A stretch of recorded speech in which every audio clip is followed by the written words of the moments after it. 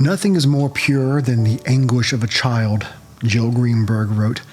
Pictures of children crying capture raw emotion, sputtering rage, and profound loss.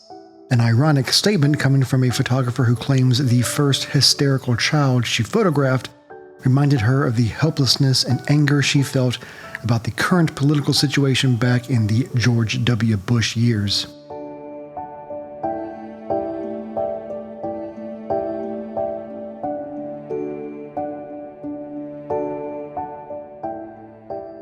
This, of course, predates the hysterics many on her side of the political spectrum would throw themselves into while protesting the inauguration of the 45th President of the United States, Donald Trump.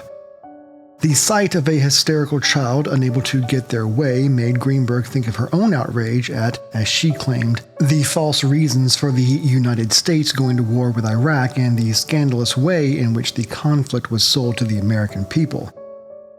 It was a war that would continue through the Obama years, the Trump years, and into the Biden administration until the American troops were precipitously pulled out from Afghanistan, finally handing the region over to the Taliban, allowing them to seize control of a $700 million embassy and leaving behind tens of thousands of American allies and $7 billion in U.S.-funded military equipment. End Times consist of 32 individual images of young children in a state of despair. Greenberg took her inspiration from an essay written by Bill Moyers titled "There Is No Tomorrow," which discusses the negative influence of so-called religious fundamentalists on American politics, in particular on environmental policy, foreign policy, gay marriage, stem cell research, and abortion. The criticism for the series wasn't based on her mainstream news-filtered political ideology, but more aimed at the use of the crying children. More importantly, how she went about getting them to cry.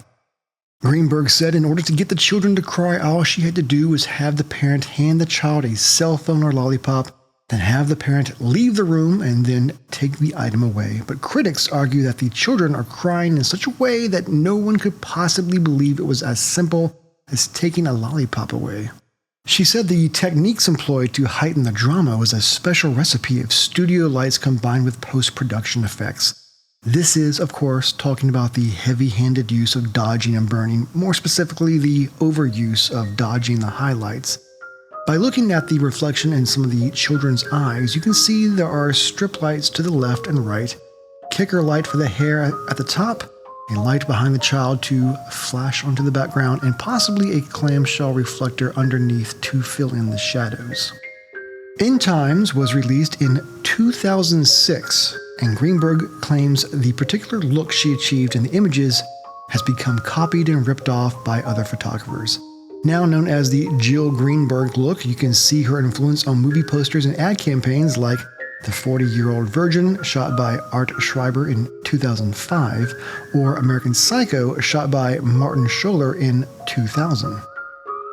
But in general, Greenberg said the controversy of using and manipulating children against their will under the pretense of making a political point is overblown.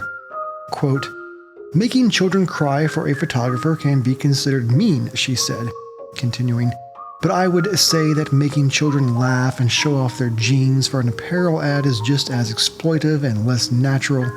Toddlers' natural state, like 30% of the time, is crying, and it doesn't indicate pain or suffering."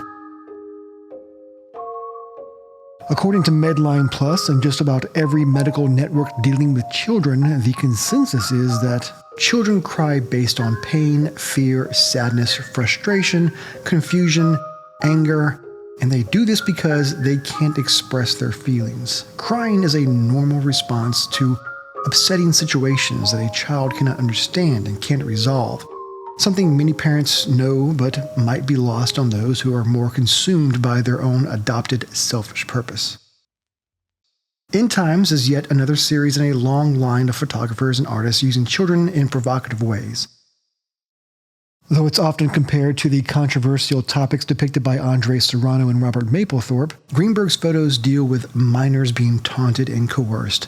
The controversy of End Times is more in line with the work of Sally Mann, who used her own daughters in vulnerable positions for her Immediate Family series.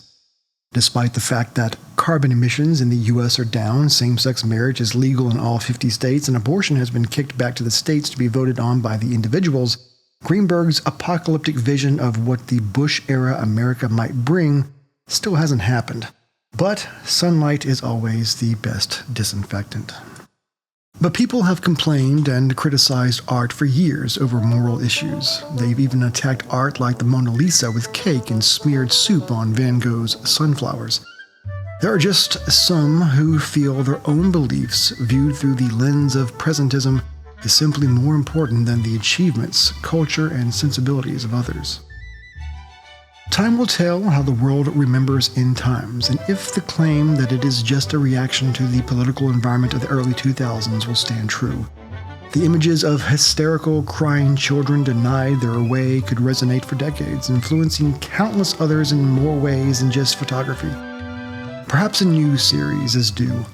An updated series where the children featured in the original prints could be seen crying over the fiery but mostly peaceful protests which caused $1 to $2 billion in damages to cities around the U.S.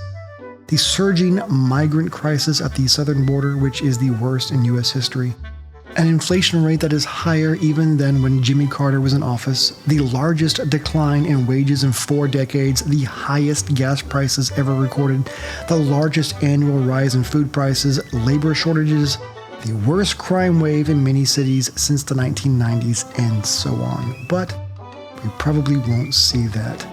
Whether Greenberg devised the story of her political motivations in creating end times to cover up for the criticism she received for bullying children into tears to snap a few highly edited photos is a mystery. And it's not fair to bash an artist simply based on their political beliefs. At least, some don't think it's fair. Others surely do. But it is fair to shine a light on an artist's unenlightened justifications for a theme, especially when they remain humorless to the irony they create when they claim their work is an act of defiance against political authority to protect the children of our future.